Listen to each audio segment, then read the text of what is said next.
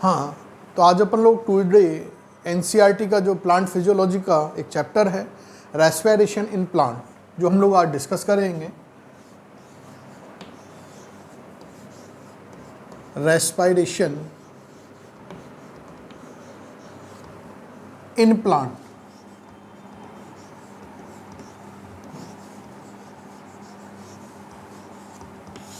Respiration in plant, यहाँ पर जो हम लोग डिस्कस करते हैं रेस्पिरेशन इन प्लांट, तो हायर प्लांट के अंदर हम लोग रेस्पिरेशन की प्रोसेस को हम लोग डिस्कस करेंगे। तो फर्स्ट हमारे पास जो क्वेश्चन पुटअप होता है इसका इंट्रोडक्शन पार्ट से होता है कि रेस्पिरेशन का मीनिंग क्या होता है। तो रेस्पिरेशन के मीनिंग के लिए हम लोग एक कॉमनली रेस्पिरेशन का यदि हम लोग मीनिंग देखें तो हमारे माइंड में क्वेश्चन पुटअप होता है कि गैसियस एक्सचेंज यानी ऑक्सीजन को एंटर करना और CO2 को रिलीज करना is known as respiration. But it is not correct definition of respiration, it is the breathing. ये एक ब्रीथिंग है, इसके अंदर ऑक्सीजन की एंट्री को हम लोग इंस्पिरेशन और CO2 को रिलीज करने को हम लोग एक्सपिरेशन के नेम से इंडिकेट करते हैं। तो ब्रीथिंग के अंदर दो प्रोसेस होती है, इंस्पायरेशन एंड एक्सपायरेशन। तो ये एक करेक्ट डेफिनेशन नहीं है। तो व्हाट इज रेस्पिरेशन? तो रेस्पिरेशन होता है कि जो हम लोग फूड मॉलिक्यूल्स होते हैं, फूड पार्टिकल्स, फूड मॉलिक्यूल्स है, उन फूड मॉलिक्यूल के ऑक्सीडेशन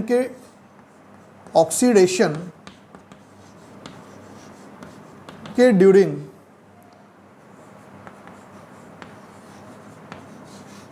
इन फूड मॉलिक्यूल के अंदर जो कार्बन मॉलिक्यूल होते हैं, वो कार्बन के बॉन्ड जो हैं वो बॉन्ड ब्रेक होंगे और ब्रेक होने के बाद एनर्जी क्या होती है? रिलीज होती है। एनर्जी क्या होती है? रिलीज होती है। और उस रिलीज एनर्जी का हम लोग जो यूटिलाइजेशन करते हैं, उसको जो यूटिलाइज्ड करते हैं वो करते हैं हम लोग ATP सिंथेसिस के में। किस में करते हैं हम लोग? ATP synthesis. ATP की फुल फॉर्म होती है एडिनोसिन ट्राइफॉस्फेट। ATP की फुल फॉर्म क्या है? Adenosine triphosphate. तो हम लोग क्या बोला हम लोगों ने कि रेस्पिरेशन का मीनिंग क्या होता है? तो रेस्पिरेशन का मीनिंग है कि जो फूड मॉलिक्यूल के पास जो कार्बन बॉन्ड है, तो कार्बन बॉन्ड ब्रेक होंगे और ब्रेक होने के ड्यूरिंग जो एनर्जी रिलीज होती है इस प्रोसेस के ड्यूरिंग, उस एनर्जी का क्या किया जाता है? यूटिलाइजेशन किया जाता है। कहाँ पर? ATP सिंथेसिस के अंदर।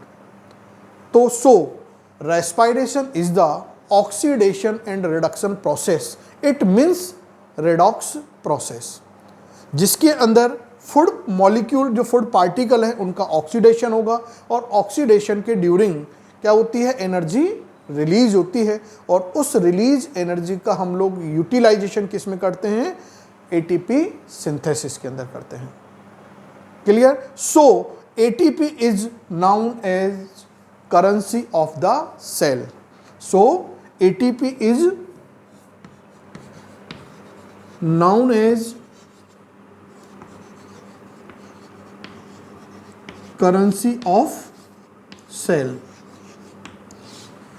जैसे हम लोग बात करें करेंसी ऑफ सेल का मीनिंग क्या है कि जैसे हम लोगों ने हमारे बैंक के अंदर अपने पैसों को डिपॉजिट करा दिया, जब हमें रिक्वायरमेंट होती है तो उससे हम लोग एनर्जी क्या कर देते हैं? प्रोड्यूस कर लेते हैं। यानी जब हमें रिक्वायरमेंट पड़ी पैसे की तो हम लोग बैंक से क्या करके लेके आते हैं? उस पैसे को अपन लोग विड्रॉल करके ले आ गए, निकाल के ले आए, और उससे अपन लोगों को जो रिक्वायरमेंट फुलफिल करनी है उस रिक्वायरमेंट को अपन लोग फुलफिल कर सकते हैं।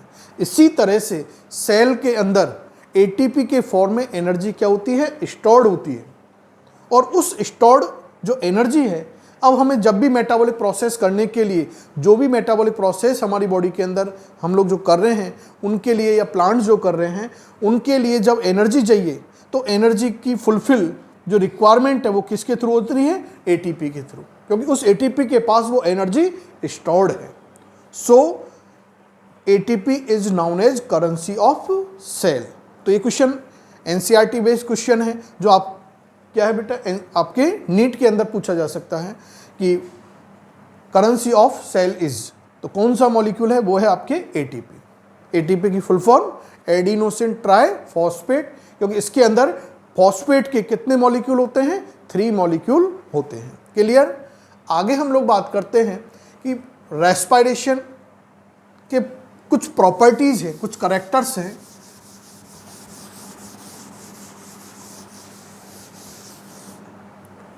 तो प्रॉपर्टीज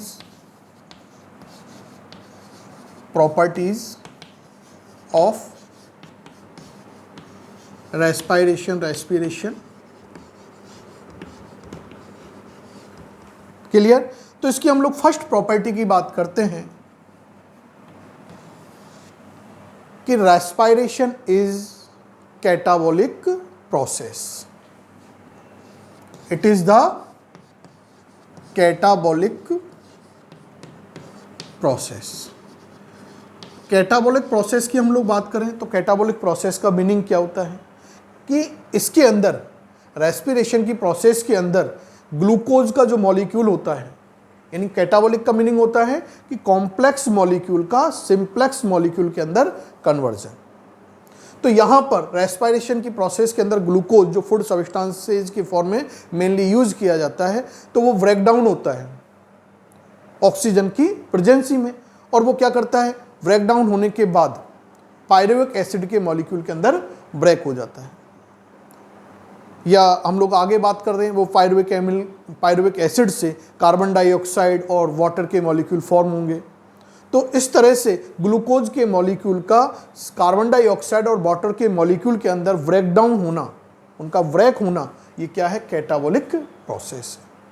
क्योंकि यहाँ पर ग्लूकोज का जो मॉलिक्यूल होता है वो कॉम्प्लेक्स मॉलिक्यूल है, और जो कार्बन डाइऑक्साइड और जो वाटर के मॉलिक्यूल है वो सिंप्लेक्स मॉलिक्यूल होते हैं।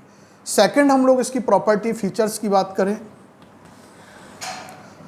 तो respiration is step wise process. It means slowly process.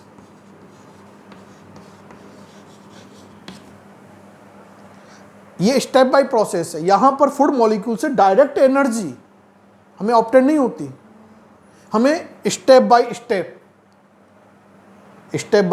Step हमें एनर्जी ऑब्टेन होगी। टोटल रेस्पिरेशन के ड्यूरिंग हमें 38 एटीपी मॉलिक्यूल बनते हैं, लेकिन वो डायरेक्ट 38 एटीपी मॉलिक्यूल हमें प्रोड्यूस नहीं होंगे, डिफरेंट पाथवे के थ्रू, डिफरेंट साइकिल्स के थ्रू हमें वो स्टेप बाय स्टेप क्या होंगे, एनर्जी प्रोड्यूस होती है। So respiration is the step wise process है। थर्ड प्रॉपर्टी हम लोग डिस्कस करें तो थर्ड प्रॉपर्टी क्या है इसके लिए हम लोग, कि respiration is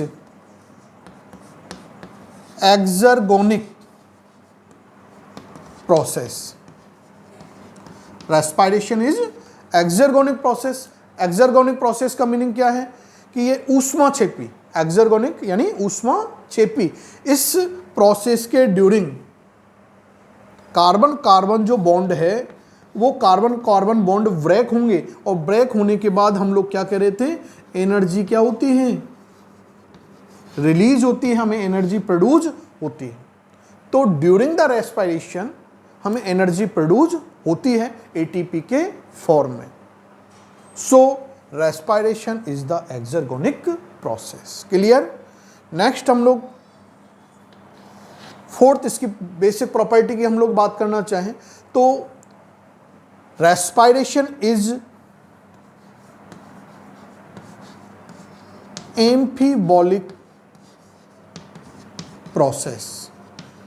respiration is amphibolic process. Amphibolic का मीनिंग आ जाता है बेसिकली किसके अंदर, वो कैटाबॉलिक और anabolic process both are include. Fifth हम लोग प्रॉपर्टी डिस्कस करते हैं वो है रेस्पिरेशन की, कि it is respiration is downhill process. Respiration is downhill process. Downhill process का मीनिंग होता है कि इसके अंदर इसके अंदर जो ऑक्सीजन होता है वो ऑक्सीजन क्या होगा, ऑक्सीजन जो होगा एक मजबूत इलेक्ट्रॉन ग्राही होता है।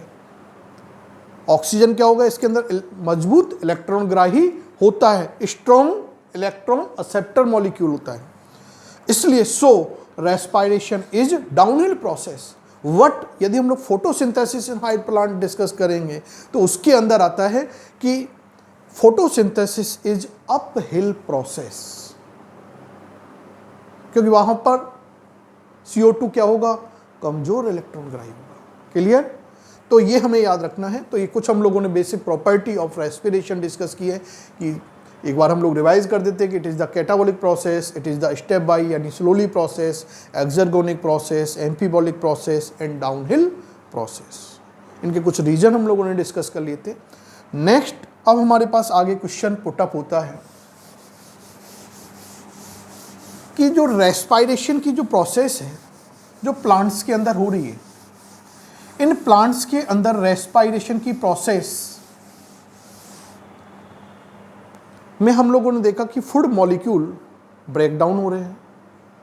तो इनके अंदर रेस्पायरेटरी सब्सटेंस क्या होता है, एक कंसेप्ट हमारे माइंड में आती है और वो है व्हाट इज रेस्पायरेटरी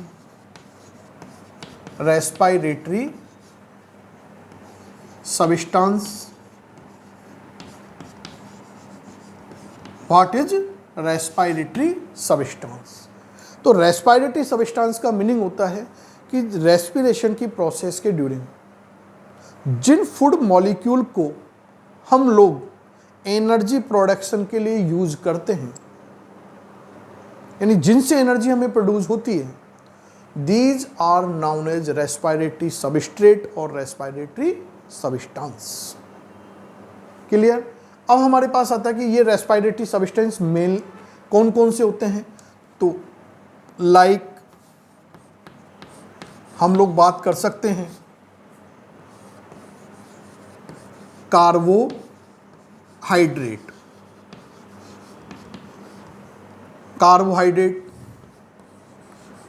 फैट्स और lipids, and third one is the protein. And NCERT के अंदर इंक्लूड है सम कंडीशंस के अंदर organic substance, organic acid. We respiratory substance के फॉर्म में प्लांट यूज कर सकते हैं, जैसे oxalo acetic acid, OA। Oxalo acetic acid is the organic substance. अब हम लोग बात करते हैं कि ये रेस्पायरेटरी सब्सटेंस है, इनके अंदर प्लांट के अंदर जो मेन रेस्पायरेटरी सब्सटेंस होता है वो क्या होता है प्लांट के अंदर, कार्बोहाइड्रेट। और कार्बोहाइड्रेट में भी मेनली क्या होगा, ग्लूकोज का मॉलिक्यूल होता है। क्या होगा, ग्लूकोज का मॉलिक्यूल होता है। फोटोसिंथेसिस के थ्रू जो सुक्रोज बना है, उस सुक्रोज को वो डेरिवेटिव है, डिराइव्ड किया जाता है किससे, सुक्रोज से। हम लोग ग्लूकोज वगैरह क्या करते हैं, ड्राइव करते हैं। क्लियर? आगे हम लोग बात कर रहे हैं कि कौन कौन से ऐसे सब्सटेंस भी हैं जो रेस्पायरेटरी सब्सटेंस नहीं होते हैं। तो हमारे पास हम लोग इस तरह से मेंशन कर सकते हैं, no respiratory substance, no respiratory substance. No respiratory substance आपको समझा दिया अभी कि रेस्पायरेशन की प्रोसेस के ड्यूरिंग हम लोग जिनको यूज कर रहे हैं, कार्बोहाइड्रेट, फैट या लिपिड, प्रोटीन, ऑर्गेनिक एसिड, ये तो मेन रेस्पायरेटरी सब्सटेंस हो गए जिनका हम लोग यूज करते हैं। लेकिन ऐसे और कौन कौन से सबस्ट्रेट होते हैं जिनको यूज नहीं किया जा सकता, तो वो है हमारे पास, जैसे लाइक हम लोग डिस्कस करें तो विटामिन्स,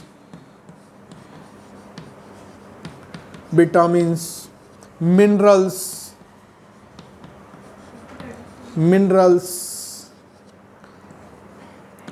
वाटर। फोर्थ यदि हम लोग बात करें तो हार्मोन्स, एक्सेट्रा, ये रेस्पिरेटरी सब्सटेंस के फॉर्म में यूज नहीं होते हैं प्लांट के अंदर। तो ये हमारा एक कंसेप्ट था रेस्पिरेटरी सब्सटेंस। अब हमारे पास क्वेश्चन आगे हम लोग बढ़ते हैं कि इन जो main respiratory substance carbohydrate, fat, lipid, protein के जो मॉलिक्यूल है, इनसे हम लोग देख रहे हैं कि जब हम इनका यूटिलाइजेशन करते हैं, इनका यूज किया जाता है, तो इनके यूटिलाइजेशन यानी ऑक्सीडेशन के आफ्टर हमें क्या मिलती है, एनर्जी प्रोड्यूस होती है। तो कितनी एनर्जी, 1 ग्राम यदि हम लोग कार्बोहाइड्रेट के मॉलिक्यूल को फूड के फॉर्म में यूज करें, यानी 1 ग्राम ग्लूकोज का मॉलिक्यूल ले लिया कार्बोहाइड्रेट के फॉर्म में, या हम लोगों ने 1 ग्राम फैट या लिपिड ले ली, कोई सीड ले लिया हम लोगों ने, ऑयली सीड, क्योंकि उसके अंदर लिपिड होगी। यदि हम लोग प्रोटीन पल्सेज की बात करें, कोई दाल अपन लोगों ने 1 ग्राम दाल ले ली, तो उससे हमें कितनी एनर्जी मिलेगी, ये हमारे पास अगला एक क्वेश्चन आता है। तो यदि हम लोग 1 ग्राम कार्बोहाइड्रेट के मॉलिक्यूल का ऑक्सीडेशन होगा, तो उस ऑक्सीडेशन के आफ्टर 4.0 से लेकर 4.5 किलो कैलोरी एनर्जी पर ग्राम हमें क्या होती है, रिलीज होती है, ऑब्टेन होती है, गेन होती है। क्लियर। आगे हम लोग यदि बात करें इस फैट या लिपिड के मॉलिक्यूल की, तो यदि हम लोग 1 ग्राम फैट या लिपिड का मॉलिक्यूल ले रहे हैं, तो उसका ऑक्सीडेशन हो रहा है, तो ऑक्सीडेशन के ड्यूरिंग हमें क्या होगी, 9.0 टू 9.5, 9.0 टू 9.5, ये एवरेज वैल्यू है। इतनी एनर्जी हमें किलो कैलोरी एनर्जी पर ग्राम लिपिड के मॉलिक्यूल से ऑब्टेन होती है। आगे हम लोग बात करते हैं नेक्स्ट प्रोटीन के मॉलिक्यूल की, सेम लाइक। तो प्रोटीन के मॉलिक्यूल से भी यदि हम लोग 1 ग्राम प्रोटीन का मॉलिक्यूल यूज कर रहे हैं, तो उससे हमें अप्रॉक्सीमेटली 4.0 से लेके 5.65, 5.5 या 5.65 किलो कैलोरी एनर्जी पर ग्राम हमें ऑब्टेन होती है। तो ये हम लोगों ने देख लिया कि इन जो हम लोग जो मेन रेस्पिरेटरी सब्सटेंस यूज कर रहे हैं, और उसमें भी हम लोग मेनली किसको यूज करते हैं, ग्लूकोज यानी कार्बोहाइड्रेट के मॉलिक्यूल को। तो यदि हम लोगों ने इन रेस्पिरेटरी सब्सटेंस को यूज किया, तो हमें कितनी एनर्जी रिलीज होती है। तो ये कंसेप्ट भी जब हम लोग एनसीईआरटी के पैरा को आप लोग रीड करोगे, तो उसके अंदर ये हमें कंसेप्ट निकल के उसके अंदर से आता है। क्लियर। अब हम लोग आगे बढ़ते हैं एक सेकंड कंसेप्ट की तरफ, और उस सेकंड कंसेप्ट की तरफ हम लोग बढ़ते हैं तो हमारे माइंड में क्वेश्चन आता है, क्या प्लांट श्वसन करते हैं? क्या प्लांट श्वसन करते हैं, रेस्पिरेशन करते हैं? तो यस, लेकिन उसका कोई एक डायरेक्ट आंसर नहीं आएगा। हाँ, लेकिन प्लांट रेस्पिरेशन करते हैं, लेकिन इन प्लांट्स के अंदर हायर प्लांट के तरह, इन प्लांट्स के अंदर हायर प्लांट के तरह रेस्पिरेटरी ऑर्गन्स नहीं होते हैं। बस गैसियस एक्सचेंज करने के लिए इनके अंदर, ये हम लोग यदि हायर प्लांट की बात कर रहे हैं, तो ये हायर प्लांट के अंदर, हायर प्लांट होगा तो उसके अंदर ये रूट हो गया, ये स्टेम हो गया, ये इसके अंदर लीव्स आ गई, तो ये रूट्स हैं, ये स्टेम्स, और ये लीफ वाला पार्ट है। तो इन हायर प्लांट्स के अंदर गैसियस एक्सचेंज करने के लिए लीफ के अंदर कुछ पोर लाइक स्ट्रक्चर प्रेजेंट होती हैं, और these pore like structure is known as stomata. Stomata morphology वाले पार्ट में, हम लोग एनाटॉमी वाले पार्ट के अंदर इन चीज़ों को भी डिस्कस करते हैं। तो एनाटॉमी वाले पार्ट के अंदर जब हम लोग स्टोमेटा की बात करते हैं, तो स्टोमेटा गैसियस एक्सचेंज में एक रोल प्ले करता है। मेनली डाइकोटिलेडन प्लांट्स के अंदर जो स्टोमेटा हैं, वो आपके किडनी शेप के होते हैं, सेम के आकार के होते हैं। और यदि हम लोग मोनोकॉट प्लांट्स की बात करें, जैसे बीट वगैरह की हम लोग बात करें, तो मोनोकॉट प्लांट्स के अंदर ये डंबल शेप के होते हैं। कैसे होते हैं? डंबल शेप के होते हैं। तो इनके अंदर क्या प्रेजेंट है गैसियस एक्सचेंज करने के लिए? स्टोमेटा है। इसी तरह से स्टेम के अंदर, स्टेम वाले पार्ट्स के अंदर और जो रूट वाला पार्ट है उनके अंदर भी क्या होते हैं? कुछ पोर्स होते हैं, और these pores is known as लेंटिक cell.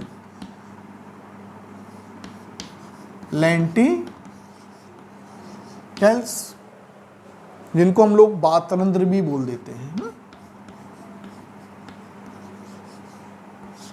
यानी ल्यूजली पैरेन्काइमेटस पार्ट होगा इनके अंदर। इसके थ्रू इनके अंदर क्या होती है, गैसियस एक्सचेंज होती है। तो प्लांट्स के अंदर एनिमल के जैसे कोई रेस्पिरेटरी ऑर्गन, जैसे हम लोगों के अंदर लंग्स है मेन रेस्पिरेटरी ऑर्गन, इस तरह के कोई रेस्पिरेटरी ऑर्गन नहीं होते हैं, लेकिन फिर भी ये गैसियस एक्सचेंज करते हैं। और इनमें गैसियस एक्सचेंज के लिए जो पार्ट, जो ऑर्गन होते हैं वो क्या है, एक स्टोमेटा होंगे जो लीफ के अंदर हैं, और लेंटिसेल्स इसके अंदर स्टेम और रूट्स के अंदर प्रेजेंट होते हैं। क्लियर। आगे हम लोग बढ़ते हैं तो उसमें देखते हैं कि इसके पीछे रीजन भी है कुछ, कि इनके अंदर क्यों नहीं होते, हायर प्लांट के तरह इनके अंदर ऑर्गन्स क्यों नहीं रिक्वायर्ड है या क्यों नहीं होते हैं। तो एक तो इनके उसके अंदर एनसीईआरटी में एक रीज़न हमें मेंशन किया हुआ है कि एक तो ये अपनी जो ऑक्सीजन की जो डिमांड है उसको डायरेक्टली फुलफिल कर लेते हैं, तो इसलिए भी इनको एक रेस्पिरेशन के लिए क्या इसकी रिक्वायरमेंट नहीं होती, ऑर्गन्स की रिक्वायरमेंट नहीं होती है। दूसरी यदि हम लोग बात करें, सेकंड यदि हम लोग इसकी बात करें, तो सेकंड इसके अंदर आता है कि इसके अंदर एनर्जी की जो नीड है, इन प्लांट्स को जो एनर्जी की नीड है वो कंपेयर टू एनिमल क्या होती है, लो होती है। तो इसलिए भी रिक्वायरमेंट नहीं है। और एक इनके अंदर थर्ड जो हम लोग रीजन डिस्कस करते हैं उसके अंदर, तो वो आता है कि इनके अंदर जो स्टेम वाला पार्ट होता है वो थिक होता है। इनका जो स्टेम वाला जो पार्ट है ये थिक पार्ट होगा। यदि मैं इसको इस तरह से अपन लोग इसको एक्सप्लेन करें तो ये स्टेम वाला पार्ट है, इस स्टेम वाले पार्ट के अंदर ये आउटसाइड है और ये इनसाइड है। तो इनकी जो इनसाइड होती है स्टेम का, जो मिड वाला पार्ट, बीच वाला पार्ट होता है, ये डेड होता है, और इसका जो आउटर साइड है, इसकी आउटसाइड है, ये पैरेन्काइमेटस होती है। आउटसाइड कैसी होगी बेटा, पैरेन्काइमेटस होती है। और पैरेन्काइमेटस का मतलब लिविंग पार्ट होगा। लिविंग पार्ट होगा तो यहां पर जो ऑक्सीजन की जो रिक्वायरमेंट है ये केवल इसकी आउटर साइड से ही फुलफिल हो जाती है, इसलिए भी इसको रिक्वायरमेंट नहीं होती है। तो इस तरह से कुछ एनसीईआरटी के अंदर ये रीजन मेंशन किए हुए हैं। क्लियर। तो इस तरह से हम लोगों ने एक कंसेप्ट डिस्कस किया था कि क्या प्लांट को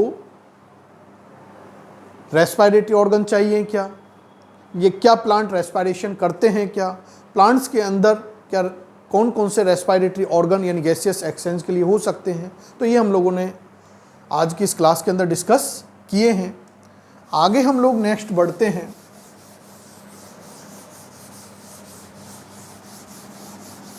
और वो हम लोग नेक्स्ट टॉपिक जो हम लोग डिस्कस करते हैं इसके अंदर वो है टाइप्स ऑफ रेस्पिरेशन।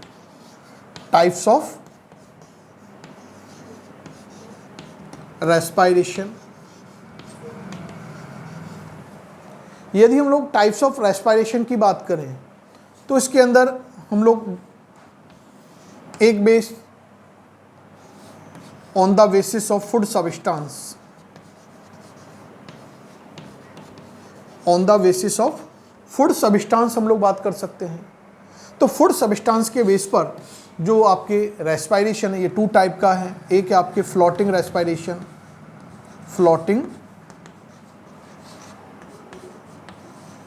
रेस्पिरेशन, और second one is the protoplasmic respiration, protoplasmic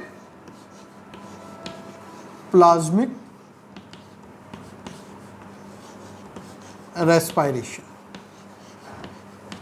यदि हम लोग फ्लोटिंग रेस्पिरेशन की बात करें तो इसके अंदर जो लिपिड और जो कार्बोहाइड्रेट के मॉलिक्यूल है इनको एनर्जी प्रोड्यूस के लिए यूज किया जाता है, यानी उनका ऑक्सीडेशन होता है। तो जब रेस्पिरेशन के ड्यूरिंग यदि हम लोग कार्बोहाइड्रेट और फैट या लिपिड के मॉलिक्यूल को यूज करते हैं तो it is known as the floating respiration. आगे हम लोग सेकंड वन की तरफ बढ़ते हैं, वो है प्रोटोप्लाज्मिक। तो ये जो आपके भूखी कोशिकाएं होती हैं, उनके अंदर इस टाइप का रेस्पायरेशन होता है, और इनके अंदर जो रेस्पायरेटरी सब्सटेंस यूज़ किया जाता है एनर्जी प्रोडक्शन के लिए, ऑक्सीडेशन के लिए, वो होता है आपके प्रोटीन मॉलिक्यूल। तो प्रोटोप्लाज्मिक से ही हम लोगों को प्रोटीन वर्ड आ जाता है, और फ्लोटिंग से फैट वर्ड आ जाता है। तो प्रोटोप्लाज्मिक से प्रोटीन आ गया, इधर से फैट आ गया, तो बचा अपने पास कौन सा एक मॉलिक्यूल, कार्बोहाइड्रेट। तो कार्बोहाइड्रेट किसके साथ आ जाता है, फैट के साथ आ जाता है, कार्बोहाइड्रेट का मॉलिक्यूल। क्लियर। तो ये हम लोग on the basis of food substance या फूड सबस्ट्रेट के बेस पर हम लोग रेस्पायरेशन के टाइप हम लोगों ने डिस्कस किए हैं। आगे हम लोग बढ़ते हैं सेकंड बेस की ओर, और वो है आपके on the basis of oxygen की प्रेजेंसी और एब्सेंसी। ऑक्सीजन की प्रेजेंसी और एब्सेंसी के बेस पर, तो ऑक्सीजन की प्रेजेंसी और एब्सेंसी के बेस पर यदि हम लोग डिस्कस करें तो respiration is the two type. First one is the aerobic respiration, aerobic respiration, और second is the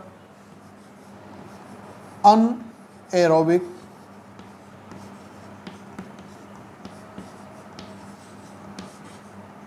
respiration. Aerobic respiration का मीनिंग क्या है कि जब रेस्पायरेशन की प्रोसेस ऑक्सीजन की प्रेजेंसी में हो, किसमें हो, ऑक्सीजन की प्रेजेंसी में कंप्लीट होती हो, तो it is known as the aerobic respiration. Anaerobic respiration का मीनिंग क्या होता है कि when respiration process complete in the oxygen की एब्सेंसी, ऑक्सीजन की एब्सेंसी में हो रही हो। आगे हम लोग बात करते हैं कि एरोबिक जो रेस्पायरेशन है, इस एरोबिक रेस्पायरेशन के ड्यूरिंग क्या होता है, जो फूड सब्सटेंस जो हैं, जो फूड के मॉलिक्यूल होते हैं, उन फूड के मॉलिक्यूल्स का क्या होता है, कंप्लीट ऑक्सीडेशन होता है। क्या होगा, कंप्लीट ऑक्सीडेशन होगा। जबकि व्हाइल अनएरोबिक रेस्पायरेशन के ड्यूरिंग इन फूड मॉलिक्यूल या फूड जो पार्टिकल है उनका कंप्लीट ऑक्सीडेशन नहीं होता, यानी इनकम्प्लीट ऑक्सीडेशन होता है। कंप्लीट ऑक्सीडेशन और इनकम्प्लीट ऑक्सीडेशन को हम लोग समझ सकते हैं। तो हमारे पास पहला क्वेश्चन तो ये आता है कि ये आपके 10th स्टैंडर्ड तक की बातें ही हैं वैसे तो, कि what is the oxidation, oxidation क्या है। तो हम लोग ऑक्सीडेशन को समझना चाहें तो समझ सकते हैं कि ऑक्सीडेशन कब होगा। तो आप लोगों ने वहाँ डिस्कस किया होगा कि जब रिमूवल ऑफ क्या हो, इलेक्ट्रॉन हो, इलेक्ट्रॉन रिमूव होते हों तो ऑक्सीडेशन हो रहा है। यदि रिमूवल ऑफ H यानी हाइड्रोजन रिमूव हो रही हो तो ऑक्सीडेशन है, और एडिशन ऑफ ऑक्सीजन, यदि ऑक्सीजन ऐड हो रही हो तो वो क्या है, ऑक्सीडेशन है। क्लियर। तो अब आगे बढ़ते हैं हम लोग कि कंप्लीट ऑक्सीडेशन और इनकम्प्लीट ऑक्सीडेशन क्या है। तो कंप्लीट ऑक्सीडेशन का मीनिंग होता है कि जो ग्लूकोज के मॉलिक्यूल है, जैसे ग्लूकोज का मॉलिक्यूल कितने कार्बन का मॉलिक्यूल है, 6 कार्बन का मॉलिक्यूल है, 6 कार्बन का मॉलिक्यूल है। तो इसका जो मॉलिक्यूल है 6 कार्बन के मॉलिक्यूल ब्रेक होने के बाद जब ये 6 CO2 में ही कन्वर्ट हो जाते हैं, सारे के सारे कार्बन के मॉलिक्यूल आगे चल के कार्बन डाइऑक्साइड के मॉलिक्यूल में कन्वर्ट हो गए, तो इसका ये हुआ कंप्लीट ऑक्सीडेशन। जबकि हम लोग फर्मेंटेशन में बात करेंगे आगे कि उसके अंदर ग्लूकोज का मॉलिक्यूल का क्या होता है, इनकम्प्लीट ऑक्सीडेशन होता है, यानी वो fermentation is the example of anaerobic respiration, या fermentation is the anaerobic respiration process. तो उसके अंदर फूड के मॉलिक्यूल जो ग्लूकोज के मॉलिक्यूल हैं, वो ग्लूकोज के मॉलिक्यूल का कंप्लीट ऑक्सीडेशन नहीं होता है, क्योंकि उसके ड्यूरिंग हम लोग डिस्कस करेंगे आगे, अभी आएगा कि उसमें 2 CO2 रिलीज होती है। एल्कोहलिक फर्मेंटेशन में जब हम लोग बात करेंगे तो कार्बन डाइऑक्साइड के 2 मॉलिक्यूल ही रिलीज होंगे, तो कंप्लीट ऑक्सीडेशन नहीं हुआ, सारे के सारे जो कार्बन के मॉलिक्यूल थे ग्लूकोज के वो ब्रेकडाउन नहीं हुए, उसके अंदर ऑक्सीडेशन नहीं हुआ उनका। क्लियर। तो ये हम लोग कंप्लीट और इनकम्प्लीट की बात की है। आगे हम लोग डिस्कस करें इसके अंदर कि जो एरोबिक रेस्पिरेशन होता है, अनएरोबिक रेस्पिरेशन होता है, तो aerobic respiration is known as intermolecular respiration.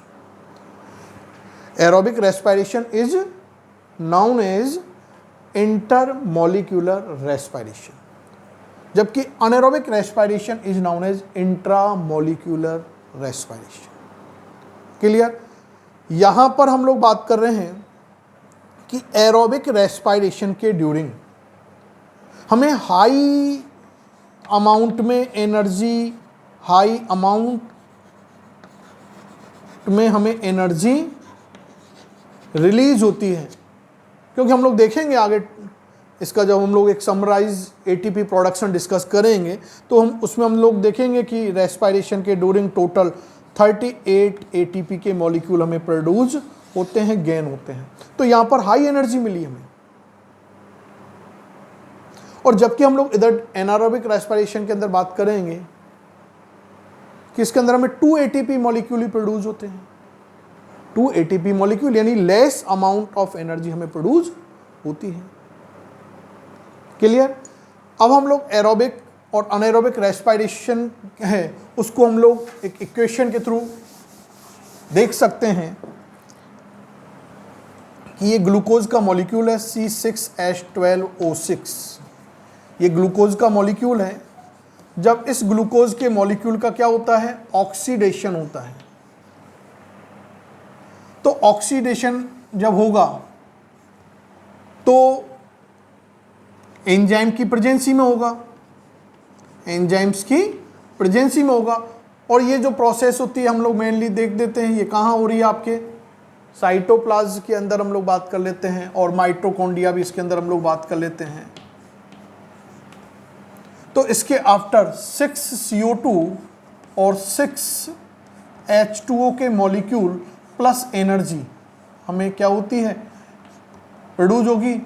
और वो एनर्जी हम लोग देख सकते हैं 686 किलो कैलोरी एनर्जी यहाँ से हमें रिलीज होती है। तो ये जो हमें इक्वेशन है ये एरोबिक रेस्पिरेशन को शो कर रही है। क्लियर? आगे हम लोग देखें अनएरोबिक को हम लोग यहाँ डिस्कस कर सकते। तो इसके अंदर ग्लूकोज का मॉलिक्यूल ऑक्सीजन, क्योंकि ऑक्सीजन की एफिशिएंसी में होगा, तो ये ग्लूकोज का जो मॉलिक्यूल है ये एंजाइम्स की प्रेजेंसी में तो ब्रेक डाउन होगा, एंजाइम की प्रेजेंसी तो होगी। और ये प्रोसेस जो होती है वो मेनली कहाँ होती है? साइटोप्लाज्म के अंदर। जबकि लैक्टिक एसिड फर्मेंटेशन की हम लोग बात करेंगे तो मसल्स के अंदर हो जाएगा। तो ग्लूकोज का जो मॉलिक्यूल है एंजाइम की प्रेजेंसी में ब्रेक डाउन होता है, और ये आपके एथिल एल्कोहल के जो मॉलिक्यूल हैं, एथिल एल्कोहल के 2 मॉलिक्यूल और 2 कार्बन डाइऑक्साइड के मॉलिक्यूल, और लेस अमाउंट एनर्जी हम लोग बता रहे थे रिलीज होगी 59 किलो कैलोरी एनर्जी, और 2 एटीपी प्रोड्यूस होंगे, यहाँ 38 एटीपी प्रोड्यूस होंगे। तो इस तरह से हम लोग ये दोनों इक्वेशन के थ्रू समझ सकते हैं कि एरोबिक और अनएरोबिक रेस्पिरेशन का मीनिंग क्या होता है। तो हम लोगों ने इस तरह से टाइप्स ऑफ रेस्पिरेशन में ऑक्सीजन की प्रेजेंसी और ऑक्सीजन की एब्सेंसी के बेस पर ये बात डिस्कस की है। क्लियर? आगे बढ़ते हैं हम लोग रेस्पिरेशन की मैकेनिज्म की तरफ, कि किस तरह से ग्लूकोज का जो मॉलिक्यूल है ये ब्रेक होगा, और ब्रेक होके हमें एनर्जी एटीपी के फॉर्म में हमें प्रोड्यूस होगी। तो वो किस तरह से मैकेनिज्म होती है? तो उस मैकेनिज्म का सबसे कॉमन जो स्टेप जो आता है और वो है हमारे पास ग्लाइकोलाइसिस। ग्लाइकोलाइसिस, यदि हम लोग ग्लाइकोलाइसिस की बात करें तो ग्लाइकोलाइसिस तो एक ग्रीक वर्ड है। ग्लाइकोज और लाइसिस, ये 2 वर्ड हैं। ग्लाइकोज का मतलब होता है ग्लूकोज, और लाइसिस का मीनिंग होता है स्प्लिटिंग, स्प्लिटिंग या ब्रेक। इसके अंदर ग्लूकोज का मॉलिक्यूल, ग्लाइकोलाइसिस में क्या होगा? ग्लूकोज का मॉलिक्यूल ब्रेक होगा। ग्लूकोज का मॉलिक्यूल क्या होता है? ब्रेक होगा। अब ग्लूकोज का मॉलिक्यूल ब्रेक होगा तो ब्रेक होने के बाद क्या करेगा भाई, पायरुविक एसिड फॉर्म होगा, इसके लास्ट प्रोडक्ट जो इस ग्लाइकोलाइसिस के ड्यूरिंग बनता है वो पायरुविक एसिड बनेगा। तो ये ग्रीक मीनिंग इसका निकल के आया हमारे पास। आगे हम लोग इसकी बात करें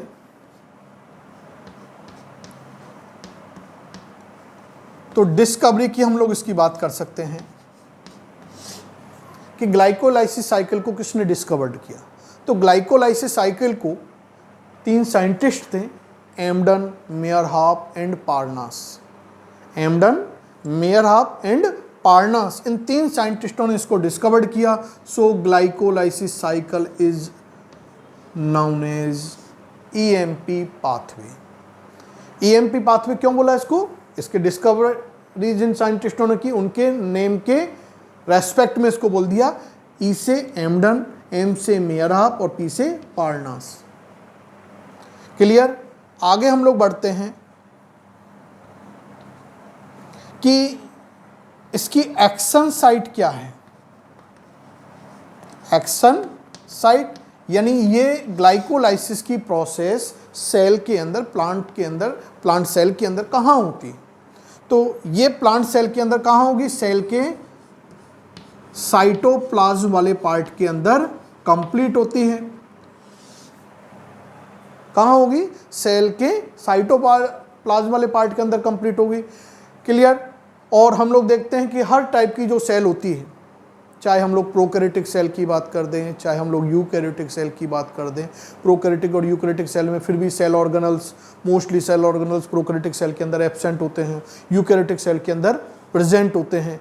प्लांट सेल के अंदर कुछ सेल ऑर्गेनल्स एब्सेंट होंगे, एनिमल सेल के अंदर कुछ प्रेजेंट होते हैं। इस तरह की हम लोग उनके डिफरेंसेस की बात कर सकते हैं।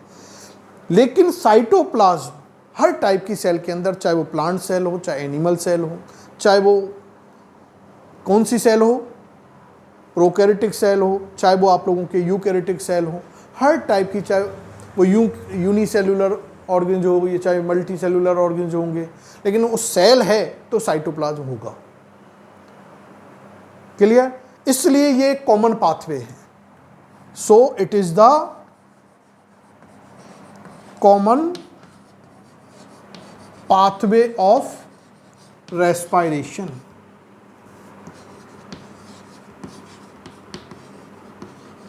क्लियर। ये रेस्पिरेशन का क्या है, कॉमन पाथवे है। आगे हम लोग बढ़ते हैं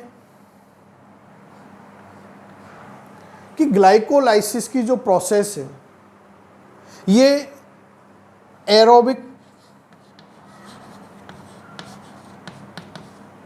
रेस्पिरेशन में भी होगी और अनएरोबिक रेस्पिरेशन में भी होगी। यानी बोथ काइंड के, दोनों टाइप के रेस्पिरेशन करने वाले ऑर्गन्स के अंदर, दोनों टाइप की रेस्पिरेशन के अंदर ये क्या होती है, कंप्लीट होती है। क्लियर। आगे हम लोग बात करते हैं इसके अंदर कि जो रेस्पिरेशन है क्या है, रेस्पिरेशन है, इसके अंदर जो ग्लाइकोलाइसिस साइकिल है ये एक लीनियर प्रोसेस है। क्या है, लीनियर प्रोसेस है। लीनियर जो आपके ग्लाइकोलाइसिस पाथवे है ये एक लीनियर प्रोसेस है, ये साइकिल नहीं है, क्योंकि साइकिल में तो रिंग शेप में होगी। ये एक लीनियर 10 स्टेप में कंप्लीट होती है टोटल। इसके हम लोग देखते हैं जैसे एनसीईआरटी के अंदर इसके 9 स्टेप दिखा रखे हैं, एक स्टेप को थोड़ा सा मिस किया हुआ है, तो हम लोग तो एनसीईआरटी की बात करेंगे, लेकिन उसका एक मिड प्रोडक्ट भी बनता है, तो हम लोग वैसे बात करें तो ये 10 स्टेप में कंप्लीट होती है, जिसके अंदर 1 फर्स्ट स्टेप, 3rd स्टेप और जो 10th नंबर का जो स्टेप है, ये 3 जो स्टेप होते हैं ये इरिवर्सिबल होते हैं। कैसे होते हैं, इरिवर्सिबल होते हैं। और बाकी के जो रिमेनिंग स्टेप्स होते हैं वो रिवर्सिबल होंगे। अब इसके अंदर हम लोग बात करते हैं कि जो रेस्पिरेशन है, इस रेस्पिरेशन के अंदर मेन कंट्रोल जो पॉइंट, ये रिवर्सिबल है और ये तीनों स्टेप मेन कंट्रोल पॉइंट है इस ग्लाइकोलाइसिस के, जिसमें से 3rd जो स्टेप होता है, कौन सा है, 3rd स्टेप है, ये main control point of glycolysis glycolysis है, main control point of glycolysis है। क्लियर? अब क्यों है उसके पीछे रीजन, क्योंकि इसके अंदर क्या होता है, फॉस्फोफ्रक्टोकाइनेज एंजाइम आता है, उसकी प्रेजेंसी में ये प्रोसेस होती है। तो फॉस्फोफ्रक्टोकाइनेज जो एंजाइम है is the allosteric enzyme, allosteric nature का एंजाइम है। तो आपको कोई पूछ ले कौन सा मेन कंट्रोल पॉइंट है, तो वो थर्ड है। इसलिए इसको बैकबोन भी हम लोग बोल सकते हैं, ग्लाइकोलाइसिस की रीढ़ की हड्डी है ये अपने आप में। ग्लाइकोलाइसिस इसी के ऊपर, इस थर्ड स्टेप के ऊपर मेन डिपेंड होता है। अब हम लोग आगे बढ़े ग्लाइकोलाइसिस में। तो इस ग्लाइकोलाइसिस के अंदर CO2 प्रोड्यूस नहीं होती है, ग्लाइकोलाइसिस के ड्यूरिंग CO2 हमें प्रोड्यूस नहीं होगी। ग्लाइकोलाइसिस एक एंजाइमेटिक प्रोसेस है, एंजाइम की प्रेजेंसी में होगी, और इस प्रोसेस को करने के लिए रिक्वायर्ड जितने भी एंजाइम हैं वो सारे के सारे एंजाइम कहाँ पर प्रेजेंट होते हैं, साइटोप्लाज्म के अंदर प्रेजेंट होते हैं। कहाँ प्रेजेंट होंगे, साइटोप्लाज्म के अंदर प्रेजेंट होते हैं। क्लियर? आगे हम लोग बात करें कि जो ग्लाइकोलाइसिस है, ये ग्लाइकोलाइसिस किस तरह से कंप्लीट होती है, इसका जो पाथवे है, जो NCERT के अंदर हमें एक लीनियर पाथवे हमें शो कर रखा है, उसको हम लोग यहाँ पर डिस्कस करते हैं थोड़ा सा।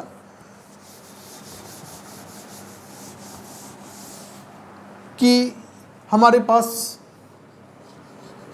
ग्लूकोज का मॉलिक्यूल है जो एक 6 कार्बन का मॉलिक्यूल होता है। कितने कार्बन का मॉलिक्यूल है ग्लूकोज? 6 कार्बन का मॉलिक्यूल है। ये ग्लूकोज का मॉलिक्यूल ब्रेक होता है ग्लूकोज 6 फॉस्फेट में, हेक्सोकाइनेज एंजाइम की प्रेजेंसी में। ग्लूकोज 6 फॉस्फेट आगे चल के फ्रक्टोज 6 फॉस्फेट के अंदर, फ्रक्टोज 6 फॉस्फेट के अंदर क्या होती है, ब्रेक होगी। फ्रक्टोज 6 फॉस्फेट आगे चल के फ्रक्टोज 1,6 विस फॉस्फेट के अंदर, बिस फॉस्फेट के अंदर क्या होती हैं, ब्रेक हो जाती हैं।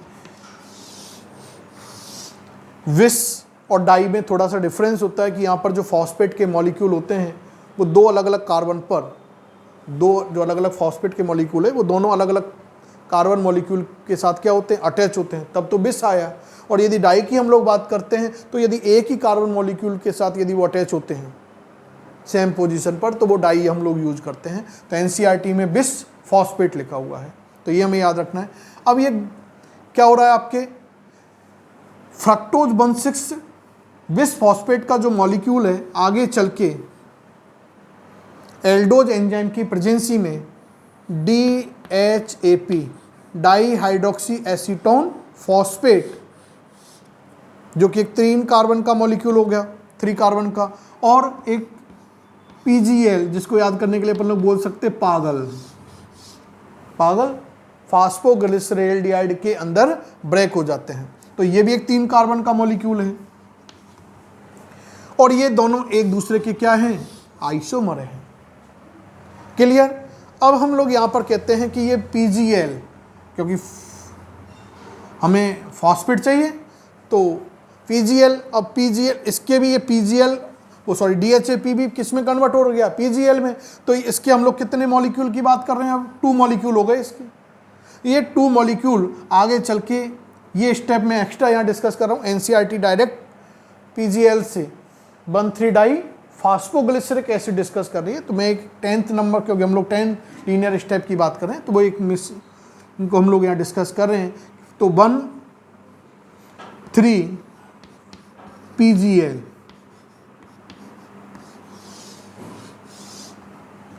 1,3 PGL, 1,3, अब 3 तो क्या आया, विस आएगा यहाँ पर भी, क्योंकि 2 आ गए ना, तो विस फास्फोग्लिसरिक एसिड। अब आगे हम लोग देखते हैं,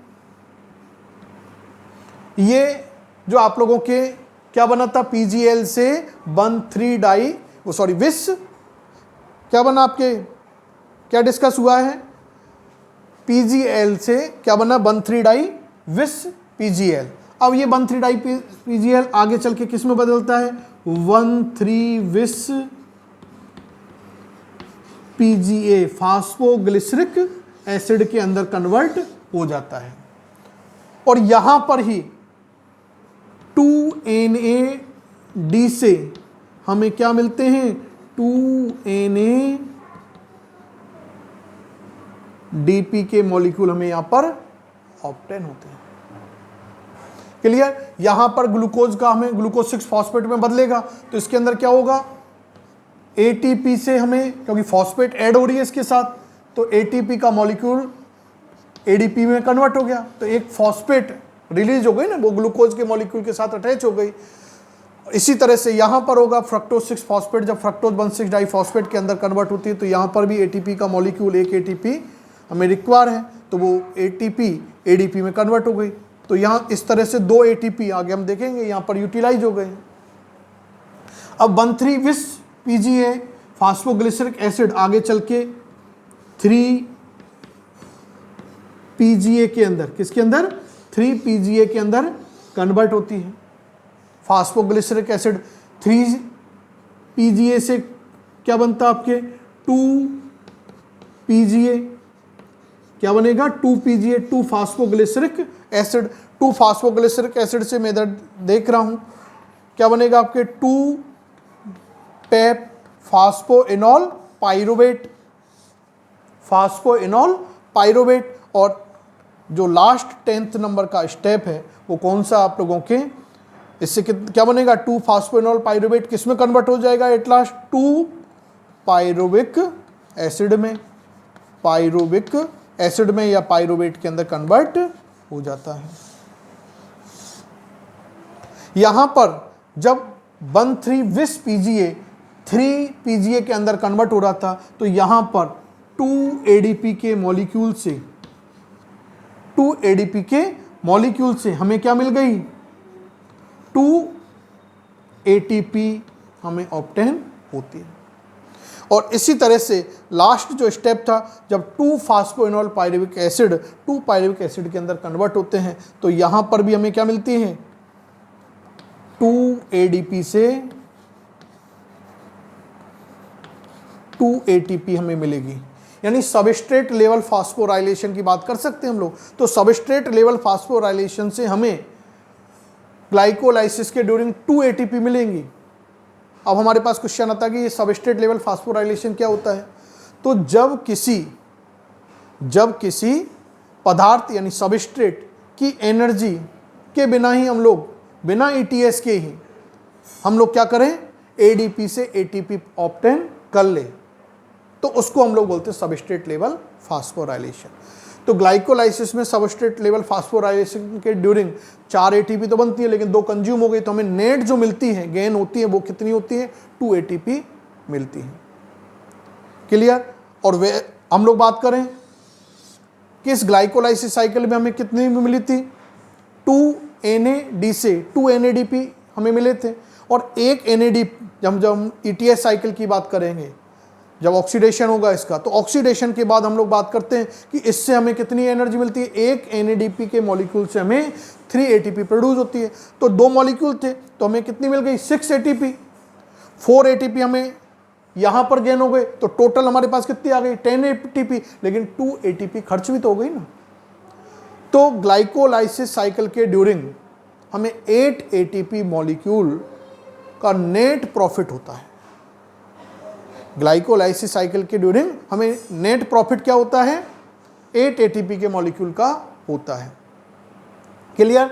इसमें हम लोगों ने आपको पहले बताया था कि फर्स्ट जो 3rd और जो 10th स्टेप है यही इरिवर्सिबल होगा, बाकी के सारे कैसे होते हैं आपके, रिवर्सिबल, है ना। ये अपन लोग देख सकते हैं, ये सब क्या है आपके, रिवर्सिबल है, सारे स्टेप रिवर्सिबल होंगे।